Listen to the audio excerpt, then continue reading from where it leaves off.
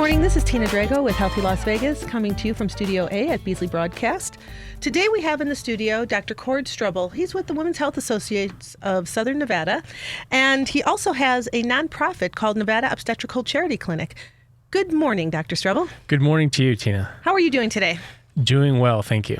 So what we're here to talk about today is primarily women's health issues. Absolutely. Yep? Okay. We have the gynecological, the obstetric, family planning, menopause, anything else?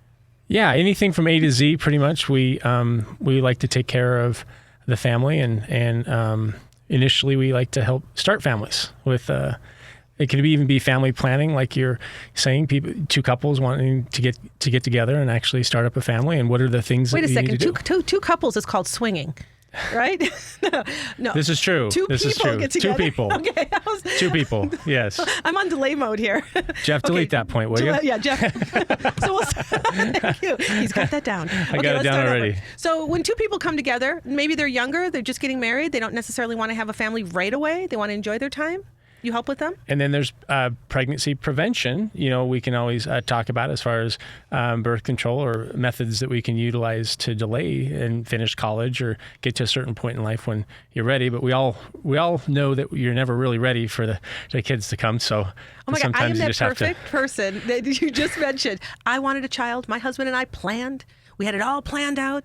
As soon as I tested positive and that little, pea stick came back saying I was positive, I broke down crying. Oh my God, my life is going to change forever. It's going to be completely different. You're never ready. You're never ready. He just looked at me dumbfounded and went, I thought you wanted that.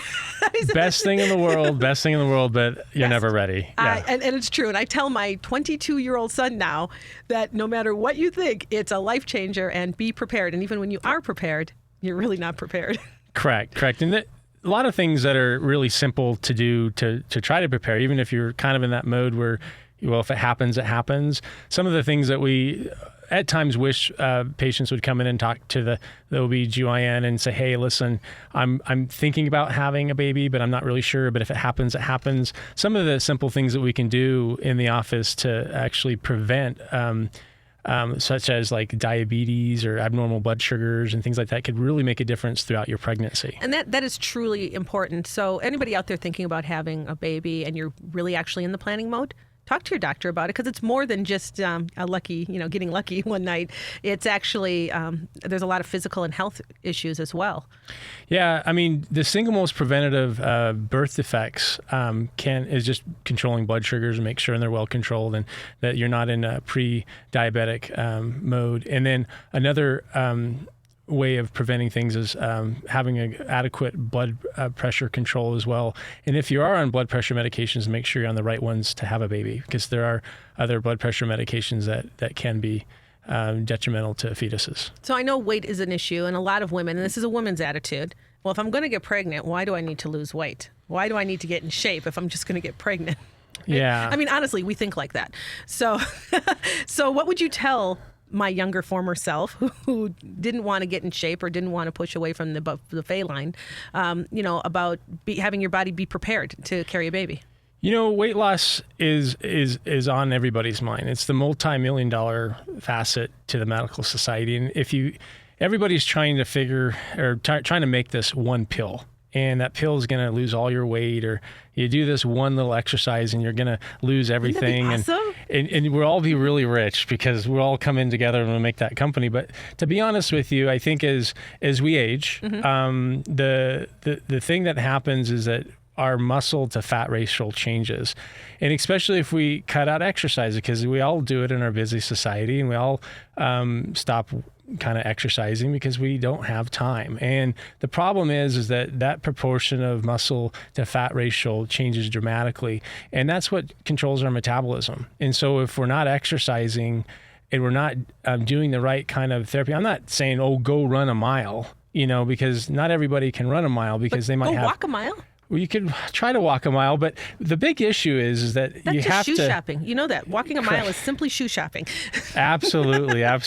You can walking a mile is great. I'm not gonna say that, but you have a lot of other muscles you need to work in your whole body, and that is like your biceps, your triceps, your pectoralis majors, and whatnot. But you have to exercise all your muscles, and because your muscles atrophy so quickly that it can actually be left behind.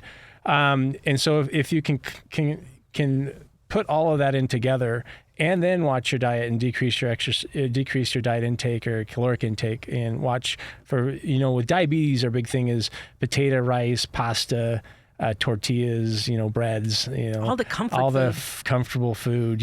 If we can just drop that down a little bit, because there's not a whole lot of nutritional gain with those carbohydrates or starchy foods, and then increase your intake of more vegetables and fruit and whatnot, which has a lot of benefits to your phytochemicals, and helps with actually, even if when you're pregnant, it helps the baby grow. So I lived on macaroni and cheese and watermelon in my first pregnancy.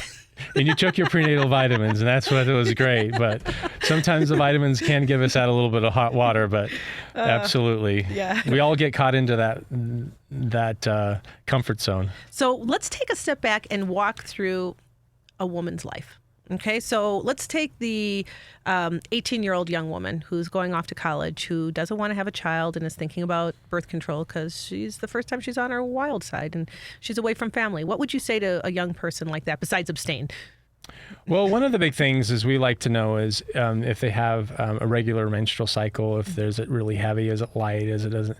These are things to really know. Can they take a regimen such as the birth control pill, whatnot? So these are the most important things. So if a patient's more like, well, they're a little heavy, but I can't remember to take my my pill all the time, then other modalities such as like the Depo-Provera shot or the IUD is it's a better option. Another mode would be the Nexplanon, which is a 3-year implantable device. There's actually benefit for patients that are tough on a regimen. But also remember that doesn't keep you from getting an STD. These are just strictly pregnancy prevention. Correct. Right now. And then you'd counsel them on utilization of condoms. The other modality, too, what a lot of people don't realize is even if you are in a monogamous relationship, it doesn't really protect you from the human papillomavirus, which is one of the most common causes of cervical cancer. So a lot of women may think, well, I'm in a monogamous relationship, but even if you're utilizing condoms, it still doesn't really protect you from the human papillomavirus. So it's one of those modalities that you have to be aware of and teach the younger kids that it's best to wait. So young people, now it's not mandatory, but it's a 3-part immunization, and I strongly encourage all young women starting in middle school, get your shots. This is not an immunization for you to go have active sex. This is an immunization for you to prevent you from having certain strains of cancer. Correct? Correct. Okay. The virus that we're talking about does protect us from the human papillomavirus on strains number 11, 13, 16, and 18. 16 and 18 is most commonly cause of cervical cancer, and 11 and 13 is most commonly for the vaginal warts. Okay. So it is beneficial. There is a 3-part vaccination that they can obtain, and up until the age of 26 they can receive I was just this. going to ask you that. How old? So is too old. So at the age of 26, you should have had these 3 shots. Correct. The insurance will pay for it up to 26, but it's always beneficial to obtain them. Excellent. Okay, so now I just graduated college. I found the man of my dreams. And he's going on to law school, and I'm going to start working. But we're not ready to have a family yet. We want to enjoy, we want to get a house, and we want to plan and travel a little. So what would you recommend for that age group?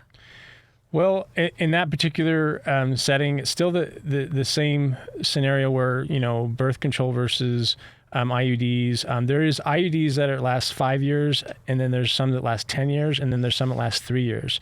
So I think law school is only about 3 years. Yes, it is. So we would just do the 3-year IUD and then allow that, or they can just do the month to month. I love the way you customize it to their family, right? to their individual situation. Okay, so now we're out of law school. We're making money. We just bought a house. We got a dog. And nice. Dogs are good. Dogs are good. And my husband, for the first time, he's working around the clock, and I'm kind of bored. So we're thinking maybe now it's time to have a family, so I don't nag him about working late. Not that I would ever nag. Absolutely. So one of the important things here is to make sure that there's no genetic risk factors within the couple's family history. How would we know that? You got to ask them. So we have to ask you have to ask the husband and wife, does anybody in their family have a history of Down syndrome, cystic fibrosis? Is there anybody in the family that may have any congenital anomalies such as cardiac defects or problems with their cardiovascular system, whatnot, or any health problems in general? And then what we can do from there is customize any screening test toward that couple to see if they're at risk for it. And then from there, we will do a few tests on mom, make sure her blood pressures are fine, and check her blood sugars and make sure that she's not a pre-diabetic or whatnot. And then we can always make a little adjust to her diet and exercise. And from there, we move toward if it happens, it happens. So, okay, now we're at the if it happens, it happens stage. Okay. Absolutely. Now, I'll use my personal life here because what the heck. I was 27 when I got pregnant with my first child, and I went from 120 pounds to 170 pounds. I was amazed by that. I'd never been overweight in my life, and literally, like, I was chubby. I was a big girl, and I at first I was really upset, and then I just went, what the heck? But I actually lost all of that weight within a month afterwards, and it was all water weight. Is that common? Hormones can do a lot to us. And the changes of the hormones and things that are going through, and the stress, cortisol changes people. You get a real stressful person and it carries a lot of emotions and heartache toward the whole family, whatnot. You see that they do tend to gain weight a little bit quicker, and it is generally water weight. So is it like and it usually goes around your belly button, around that area, around your belly.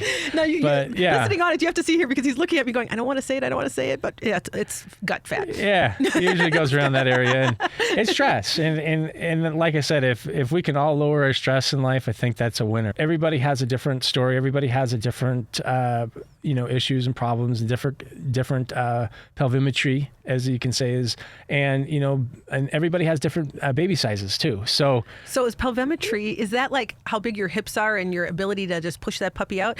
Yeah, I mean, in the birthing mode, it's all about the 3 Ps: power, passenger, and pelvis. I love that. And it's the easiest way to say. But we used to take X-rays of the hips and then the baby and say, oh, well, this is going to happen, or this isn't going to happen, or this is what we need to do. But now we kind of go, and sometimes. Your physician will say, well, this is not going as fast as we like it. You're not dilating much. So we like to put in internal monitors and check and see how the power is. Right. Because if the power is adequate, then maybe the passenger and pelvis isn't. Is that like your abdominal muscles and your vaginal muscles? It's more bones. It's more bones to bones. It's your baby's skull lined up with your pelvis. And if it can't fit through there, it's not coming that way. So how do we really know if the baby's too big or too small to go through one's pelvis? And so this before someone goes through 24 hours of labor. Well, we put them on a Friedman curve, but a lot of times, what American College of Obstetrics and Gynecologists tells us is that we need to put them up on a curve. Okay. We need to make sure that the power is adequate, and we need to make sure that the pelvimetry is going to work. And the only way we're going to work is if we plot it over a graph. You're being very politically correct, but if my doctor told me I didn't have the power to push my passenger out, I would be freaking. There's times where we can measure, and what we do is an examination. It's what we normally do in either your first exam or when you get close to the birthing process around 38, 39 weeks. We actually will check and check the sacral promontory, and what we'll do is we'll check and see what the diameters are from your the coccyx bone to the symphysis pubis, and if it's really constricted, then we'll tell the patient, like, listen, this might not happen. Gotcha. Okay, that's fair. I'd rather know. Yeah. And then you can always turn around and say, listen, this is not meant for me. I really don't want to have a vaginal delivery if this is going to be at any risk of my baby and whatnot. And then that's another further discussion. You have to individualize per patient.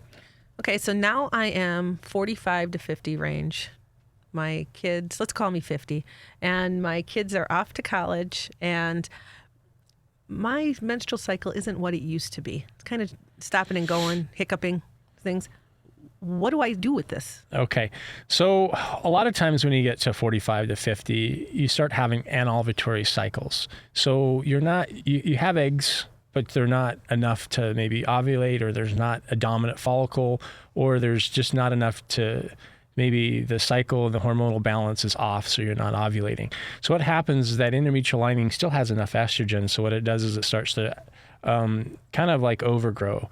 And what happens is that this endometrial lining can shed throughout the month at various times. And so sometimes the periods can get more frequent, or the periods can get heavier, because let's say you do ovulate after 3 months, and all of a sudden you build the layers build real thick, and then all of a sudden it's like, these periods are a little heavier than that. Well, that's the majority of the time the problem.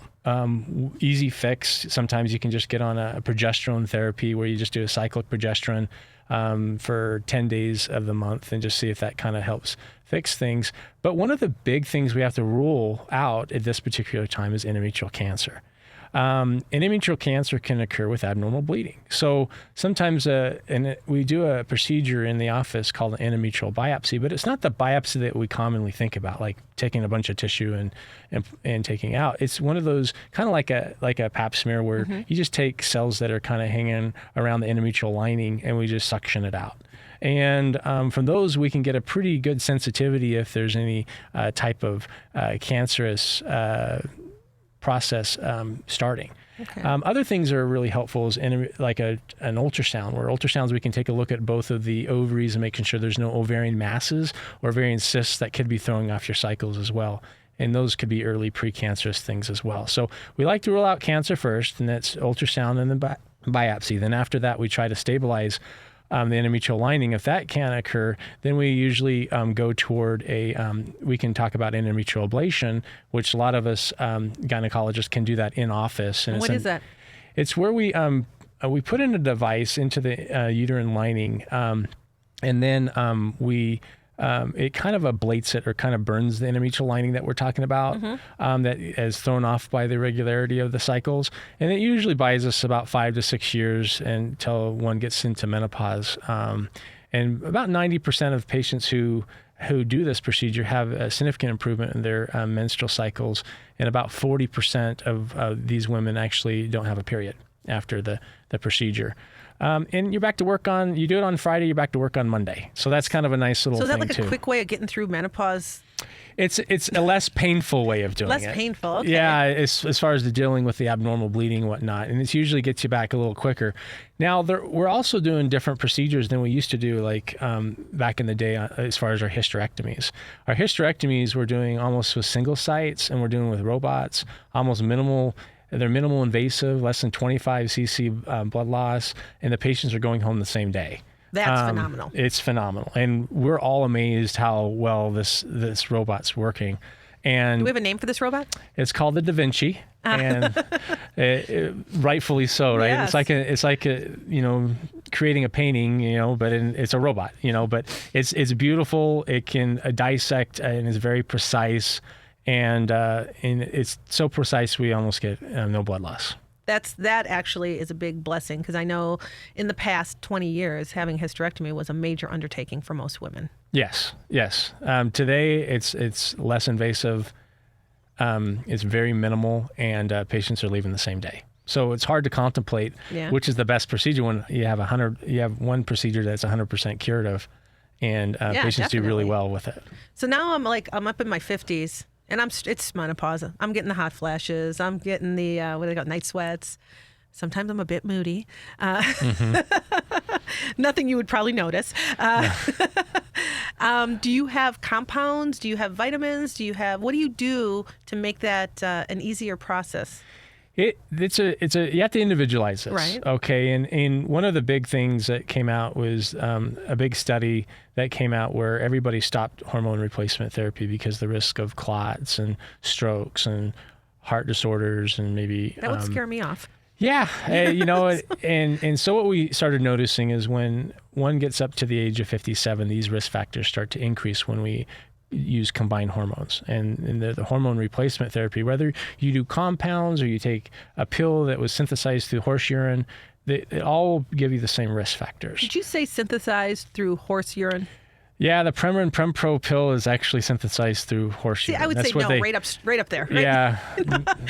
Yeah. So one of the big things are, you can, and then we can have creams that bypass the liver, which is always nice where we don't have to take as much at one particular time. But even if they're bioidenticals, they still, what patients really need to realize is they still have the same risk factors if you just take the pill. Okay, of any pill, right. done, even bioidentical or non-bioidentical, they still have the same risk factors.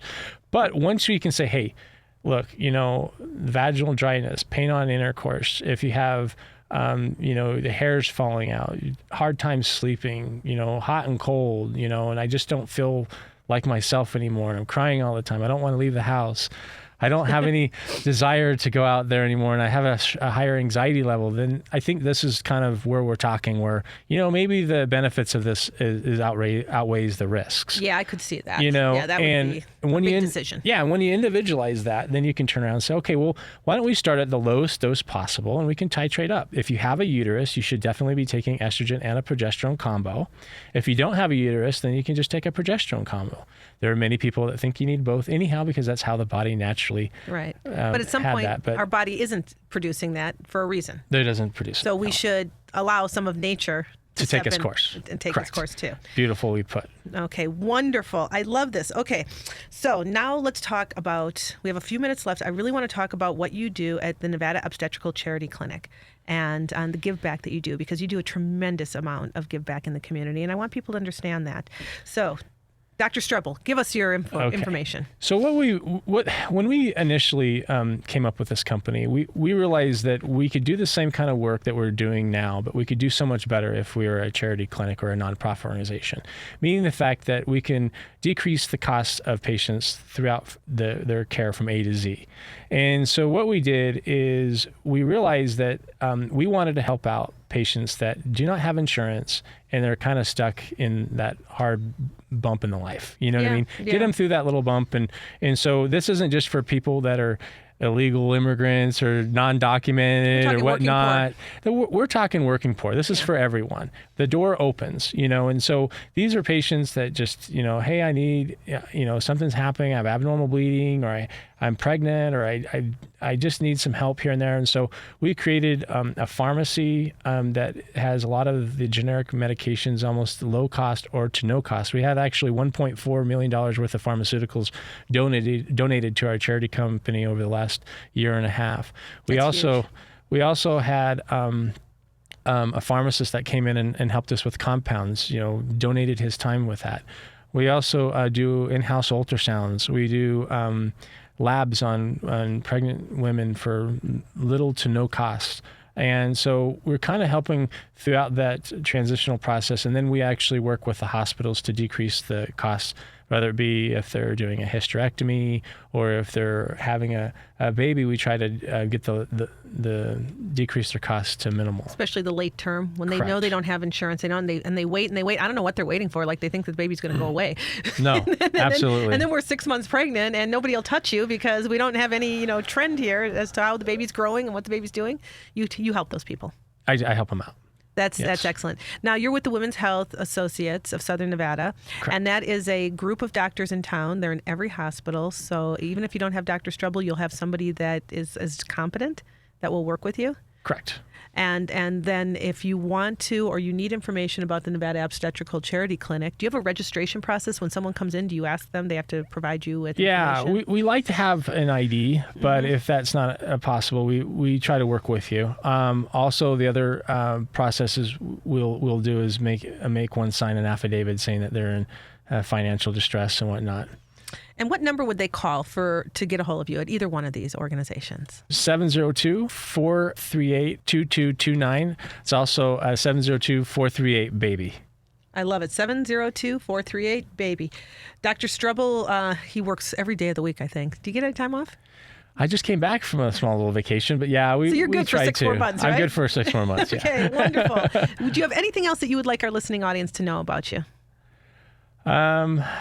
Well, I think that my big thing in life is branching out and trying to work all together. And I think working with you, Tina, has been a pleasure. And I didn't say that. Yes, Dr. Strebel's with First Person. So yes. If you come into First Person and you need obstetric gynecological information, if you've waited long, if you are working poor out there, Dr. Strebel will be who we would refer you to. And I'm really excited about that. I think that's going to be an awesome combination.